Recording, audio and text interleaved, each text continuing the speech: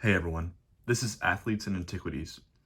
As the hobby and market have started to normalize, a lot of cards are stabilizing and finding their bottoms after the post-hype downturn.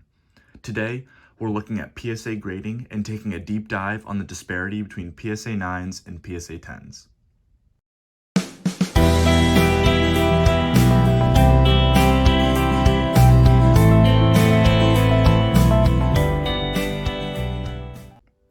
So today we're really going to take a deep dive on the psychology of grading, what its main benefits are, and why putting your fancy piece of cardboard in a piece of plastic can double the price, triple the price, quadruple the value of that card simply because it's in a PSA slab, a CGC slab, whatever it may be.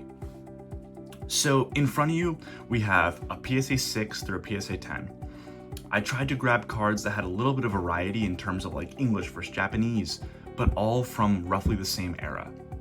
So here the 6 is a first edition base Zapdos, 7 is a Korokoro Mew, 8 is a Unlimited Zard, and the 9 is the Southern Islands Japanese Mew, and the 10 is the reverse Charizard from the Japanese Neo file, Neo 2. And so between these 5 cards here, they're all different grades, but I guarantee you, if you didn't know what these were, if I just showed you the cards themselves, you might be able to put them in grade order accurately, but I guarantee you it's harder than you think it is. Yet, one grade difference can mean such an exorbitant difference in value, in perceived scarcity or rarity of that item. So to do that, I want to show you guys 2 cards here. This is a PSA 9 and a PSA 10. They're both from the same set. They're both from the Neo file, not the one that the Charizard are from. This is the first Neo file. And they're graded by the same person. These are one cert number off, so there's no difference in opinion of the grader. These were graded by the same person. They're both hollows. One's a 9, one's a 10. And I want you to tell me which one is the 9 and which one is the 10. I'll try and get the light to bounce off all the corners, like so. And you always see some scratches like that. That's like a fingerprint, because, I don't know, these cases aren't the best. But there's no whitening that I can see on this back.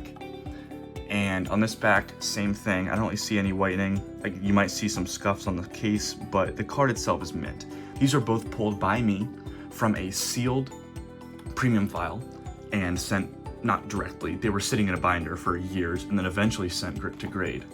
But the one on the right is a 9, the one on the left is a 10. So if you just guessed, you had a 50-50 shot, and even if you did notice something very small to say, oh, this one's probably the 9, like, sure, yeah, you were right, but I guarantee you the difference is really small. Yet, a 9 versus a 10 commands such a price difference that I think people lose sight of the actual item they're buying. If you saw both of these cards on a shelf at a game store, you would probably pay the same price for each of them. Yet, as soon as this third party says this one's a 10, this one's a 9, all of a sudden this one is worth twice as much as this one.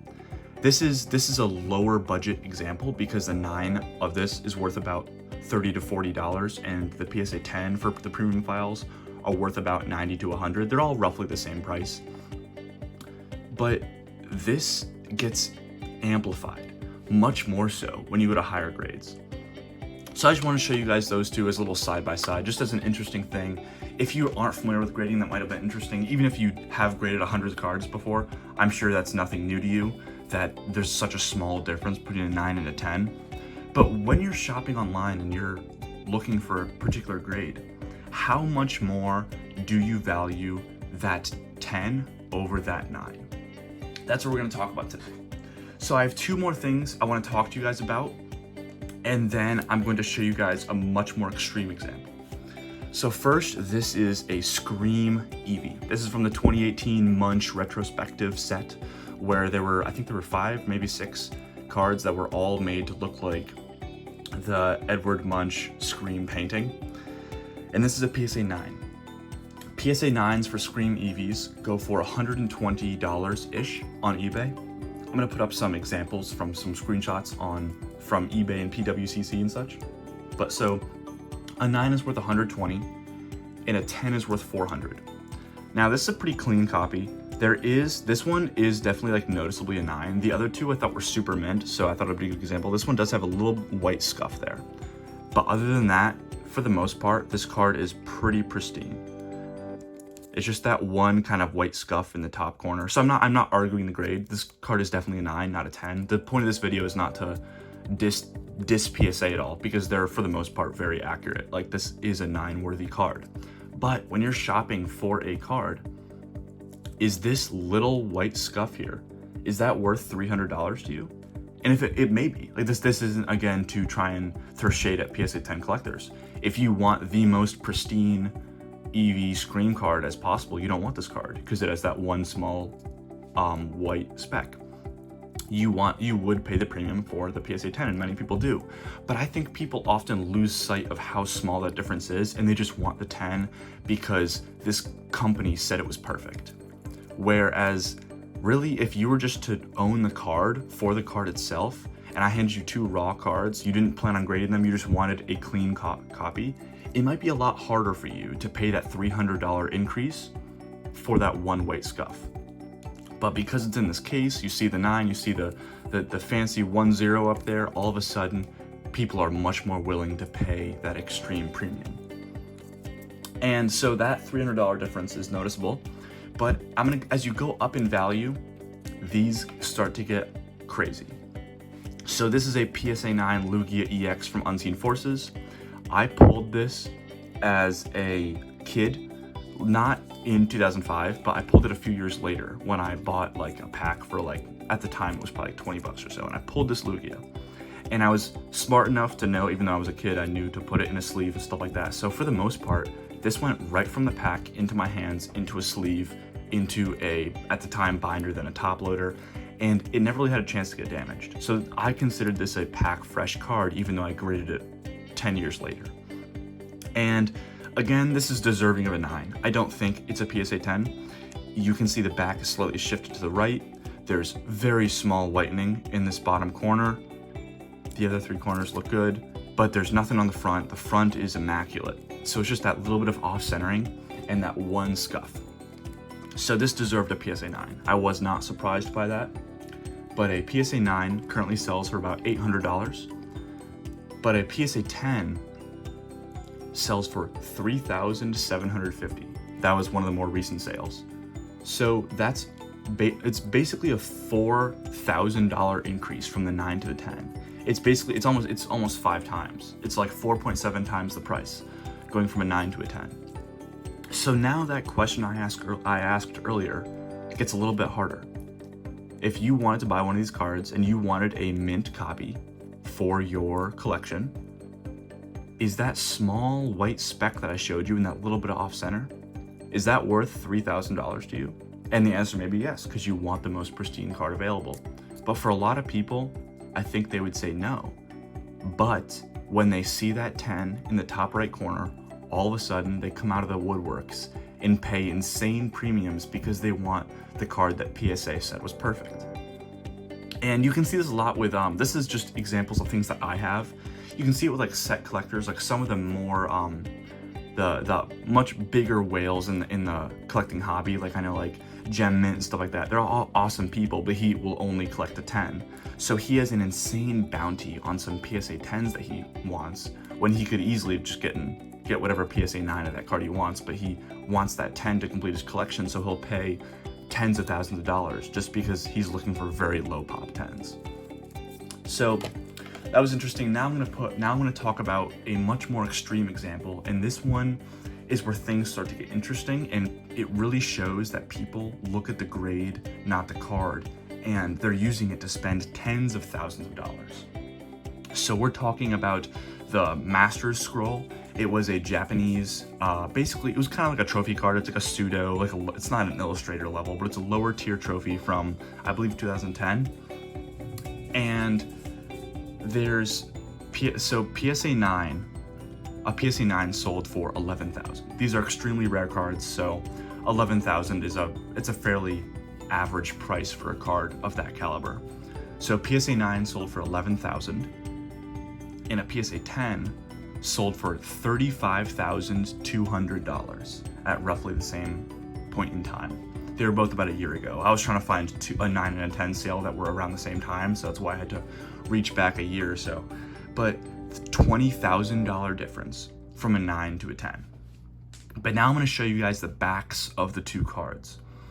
And you can clearly see that the 10 has much more whitening than the 9. If I was looking at those cards blindly, like I was doing with the Fraligator and Typhlosion, if I was showing you the backs of the two Master Scrolls, the 10, well, I would say the 10 was a 9, and I would say the 9 was a 10.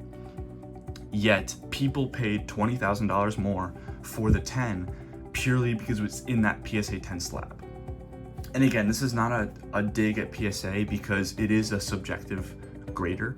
It's not an objective 9 or an objective 10. It's a grader looking at the card and making a decision. So some graders are naturally more lenient than others.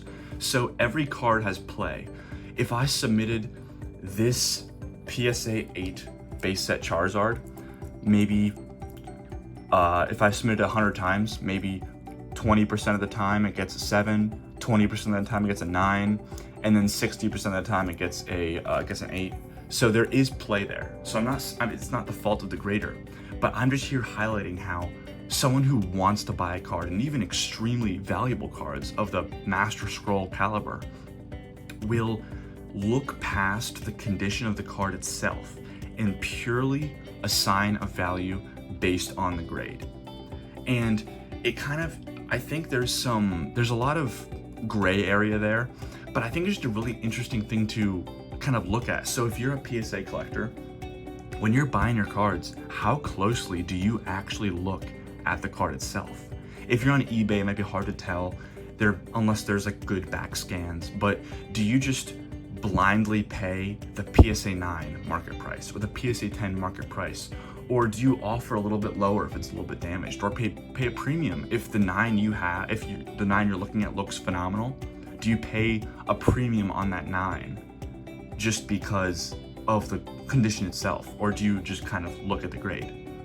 And one's not right, one's not wrong. You know, ultimately, if you trust the PSA company, you don't really have to look too closely. You know the general idea of the condition. But when people are spending tens of thousands of dollars on cards, you'd think they'd pay a little bit more care to that. And I think that this kind of arbitrage between 8s, 9s, 10s, I think a lot of that is going to start to diminish as collectors mature a little bit and look a little bit closer into what they're doing. Because ultimately, this card is a piece of cardboard that I bought for $10 maybe 3 or 4 years ago, and I spent $10 to grade it. So I'm in $20 on this card. I bought it for $10 on eBay. It looked good, so I bought it. Then I sent it to grade for $10, and now this card is worth $500 because some guy thinks it's worth it. Some guy said it was mint and put it in plastic that says so. Now, I'm a PSA collector. I will always be a PSA collector. I like the protection of the card. I don't want to buy a $500 card that I can drop and it get damaged or something. I like the protection. I like the authenticity guarantee for the most part. And I like the general condition idea. I know when I buy a 9, it might not be a 9 to someone else, but I know the general idea, it's going to be probably between an 8 and a 10 quality. So that's where I think the benefits are. But I don't personally collect 10s because I don't think that value increase is worth it for removing one white speck. But some people do, and that's fine. But I just kind of want to get my thoughts on this out. Let me know, like, how do you view grading? Do you collect 8s? Do you collect 9s? Do you collect 10s? Do you collect a set number for something blindly, or do you kind of pick and choose between 8s, 9s, 10s based on the quality of the card? I'd be interested to hear what you have to think on that. But yeah, thanks for watching. Bye.